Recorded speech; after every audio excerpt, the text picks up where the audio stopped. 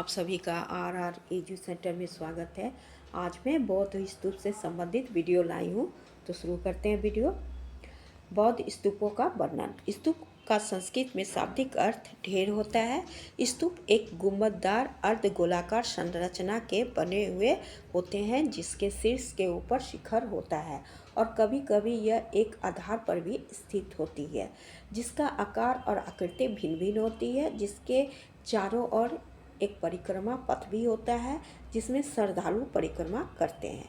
इसके अंदर महात्मा बुद्ध के शरीर के अवशेष या उनके कोई वस्तु या उनके शिष्य या शिष्यों के कोई चीज़ या अवशेष रखे कर उनके ऊपर स्तूप का निर्माण कराया गया। बुद्ध के निधन के बाद उनके अवशेष को जिस पंडित द्वारा बांटा गया था उनके इस अवशेष को रखने के लिए सर्वप्रथम उन्होंने एक द्रोण स्तूप का निर्माण कराया था। प्रारंभ में उनके अवशेष को 8 भागों में विभाजित किया गया था जिसे राजगीर, वैशाली, कपिलवस्तु, अलकप्पा, रामग्राम, वेदाथिपा, पावा और कुशीग्राम में उनके अवशेषों पर स्तूप का निर्माण कराया गया। मौर्य वंश को बौद्ध के चिता की राख दी गई थी। उन पर उन्होंने स्तूप पिपहरावा में निर्माण करवाए थे। अशोक ने अपने शासन काल में इन स्तूपों की खुदाई करके उनके अवशेष के कुछ भाग निकालकर 84,000 स्तूपों का उससे निर्माण करवाए थे। कई स्तूपों का निर्माण कराने में राजाओं, व्यापारी वर्गों ने, विशेषकर सातवाहन के राजा, हाथीदांत के कारीगर, भिक्षु भिक्षुनियों ने दान देकर स्तूप निर्माण करने में अपना योगदान दिए थे।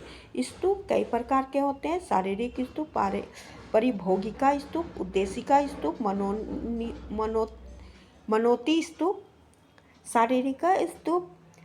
शारीरिक स्तूप हो गया महात्मा बुद्ध या उनके शिष्यों के शरीर के अवशेष को रख के उस पर बनाया गया स्तूप।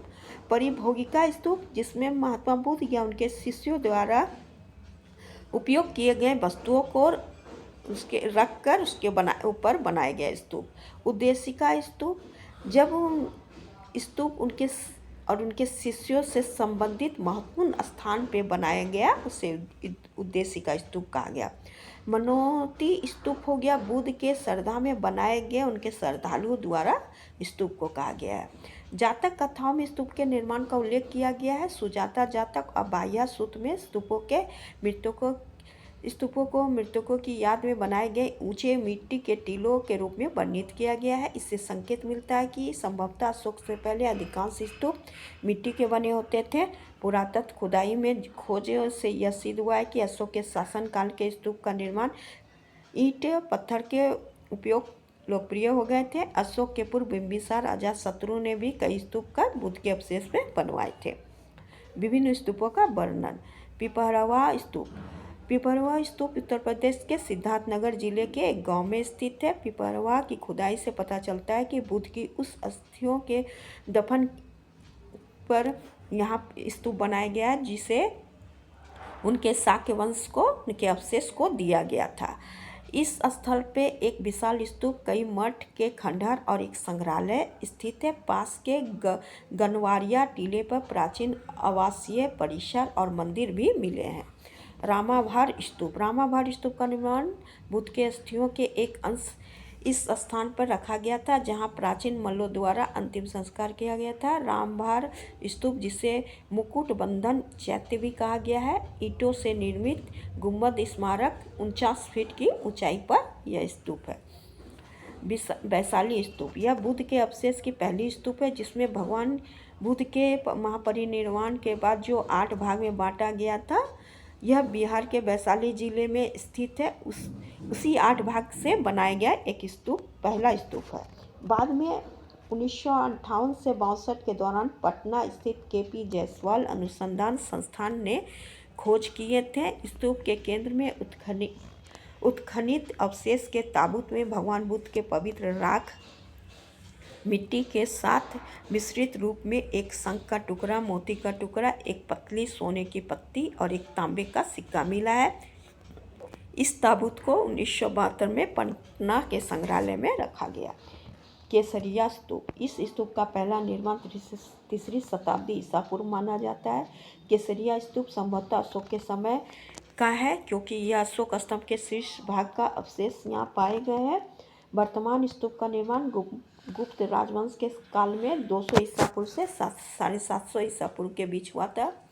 स्तूप का टीला संभवतः बुद्ध के समय का ही बनाया गया था, क्योंकि यह कई मायने में वैशाली के लिच्छवी द्वारा बुद्ध द्वारा दिए गए भिक्षा पात्र के रखने के लिए निर्मित स्तूप के वर्णन से मेल खाता है। प्राचीन काल में 2 विदेशी यात्री फायान और वेनसांग इस स्थान का यात्रा किए और अपने यात्रा वृत्तांत में इसका वर्णन किए हैं। कुषाण वंश के शासक कनिष्क के सिक्के, सोने के सिक्के यहाँ से मिले हैं। इस स्तूप की खोज 19वीं शताब्दी की शुरुआत में कर्नल मैकेंजी के द्वारा 1814 में की गई थी। 1861-62 में जनरल कनिंघम द्वारा इसकी खुदाई की गई और 1998 में पुरातत्वविद के मोहम्मद के द्वारा ASI की एक टीम ने इस स्थल की विधिवत खुदाई की। बेरत स्तूप। बेरत मंदिर एक स्वतंत्र बौद्ध मंदिर है जो एक चैत्यगृह है। यह राजस्थान, भारत के विराट शहर से लगभग 1 मील दक्षिण पश्चिम में बिजक की पहाड़ी या शिलालेख की पहाड़ी नामक एक पहाड़ी पर स्थित है। यह मंदिर गोलाकार प्रकार का है जिसमें केंद्रीय स्तूप है। इसका निर्माण अशोक के समय की हुई है। इसके पास ही अशोक के 2 शिलालेख बेरात और कलकत्ता बेरात लघु शिलालेख पाए गए हैं।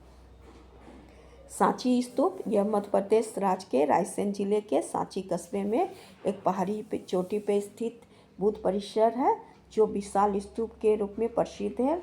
मध्य प्रदेश के सांची स्तूप महान स्तूप नामक बौद्ध स्मारक टीले के प्रवेश द्वार को सुशोभित करने वाली प्रारंभिक भारतीय मूर्तिकला जो ईसा पूर्व पहली शताब्दी की है, अपने समय के सबसे शानदार स्मारकों में से एक मानी जाती है। ईसा पूर्व तीसरी शताब्दी से लेकर 11वीं शताब्दी तक सारनाथ और मथुरा जैसे महान केंद्रों की तरह यहाँ सुंदर नक्काशी का कलात्मक दिखता है। सांची स्तूप भारत के सबसे महत्वपूर्ण बौद्ध स्थलों में से एक है और इसमें देश के कुछ सबसे प्राचीन पत्थर की इमारत मौजूद है। इसका निर्माण तीसरी शताब्दी अशोक के काल में हुआ था। इसकी शुरुआत बुद्ध के अवशेष के ऊपर निर्मित एक साधारण अर्धगोलाकार ईंट के भवन से हुई थी। महास्तूप, अशोक स्तंभ और सुंदर तोरण से यह सभी सांची परिसर की उल्लेखनीय यहाँ तोरण सुंदर तोरण मिला है। ये सब सांची परिसर का उल्लेखनीय विशेषता है।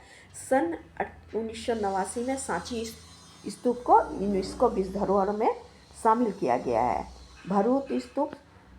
100 ईसा पूर्व में भरूच एक स्तूप का निर्माण किया गया था जो आधुनिक मध्य प्रदेश के सतना जिले में है। भरूच के विशाल स्तूप संभवतः मौर्य शासक अशोक द्वारा निर्माण तीसरी शताब्दी में कराया गया था। शुंग काल के दौरान इसकी कलाकृति जोड़ी गई है जिसमें पूर्व की कई नक्काशी शामिल है। इसका गुंबद अब गायब हो चुका है। इस स्तूप जिसे अब अलग करके कोलकाता संग्रहालय में स्थापित किया गया है। बुद्ध के पिछले जन्मों की जन्म कथा तथा जातक कथा इसमें मौजूद है।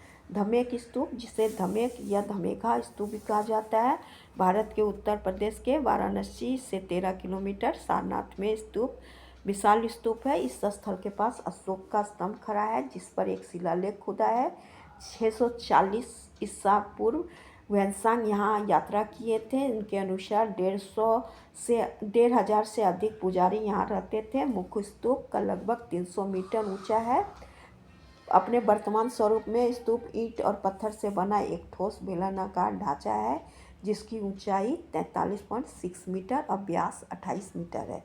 इस पर गुप्त काल के नाजुक पुष्प नक्काशी दिखाई देता है। दीवार पर मनुष्य और पक्षियों की अत्यंत नक्काशीदार आकृति है। साथ ही ब्राह्मी लिपि में शिलालेख अंकित है। बुद्ध ने ज्ञान प्राप्त करने के बाद 5 ब्राह्मण को सर्वप्रथम यहाँ उपदेश दिए थे। अमरावती स्तूप। इस स्तूप को महाचैत्य के नाम से भी जाना जाता है। अमरावती गांव पालनाडु जिला आंध्र प्रदेश के एक खंडहर में यह स्तूप स्थित है। अमरावती स्तूप, इसे अमरावती महान स्तूप भी कहा जाता है, एक क्षतिग्रस्त बौद्ध स्मारक है। इसका निर्माण संभवतः तीसरी शताब्दी ईसा पूर्व लगभग 250 के बीच विभिन्न चरणों में हुआ, लेकिन बाद के शताब्दी में हीनयान मंदिर से महायान में यह परिवर्तित हो गया। इस स्थल में उल्लेखनीय मूर्तियां अब भारत और विदेश के कई संग्रहालय में रखी गई है, जो कि अधिकतर बुरी तरह से क्षतिग्रस्त हो गई है। प्रवेश द्वार के पास शेरों की मूर्ति से सुशोभित स्वतंत्र स्तंभ थे। गुंबद पर नक्काशीदार पैनल लगे हैं। सांची की तरह इस स्तूप के ऊपरी भाग में एक परिक्रमा पथ है, जो जटिल नक्काशीदार रेलिंग थी। गंधार स्तूप में आधार गुंबद गोलार्ध गुंबद का तराशा गया है। स्तूप के ऊपर मीनार जैसी संरचना है। यह कृष्णा घाटी स्थित नागार्जुन में स्थित विशाल स्तूप है। आधार पर ईंटों की दीवार थी, जो पहिए और तीलियों के आकार बनाती है, जिन्हें मिट्टी से भर दिया गया है। नागार्जुन कोंडा में महान चैत्य का आधार स्वास्तिक के रूप में है, जो सूर्य का प्रतीक है। स्तूप से संबंधित मेरा वीडियो यहीं तक था। Thank you.